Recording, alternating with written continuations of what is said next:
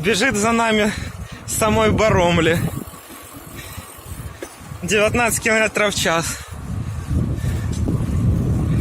Чувак, давай домой.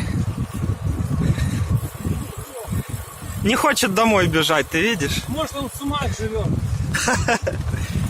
Попутку решил.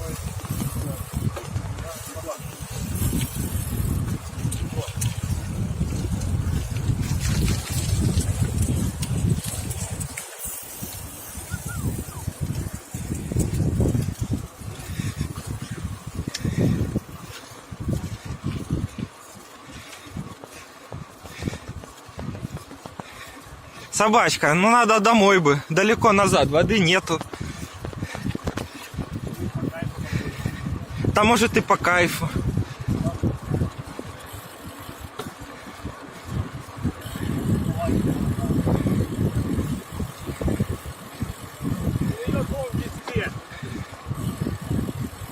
Да все уже, хватит.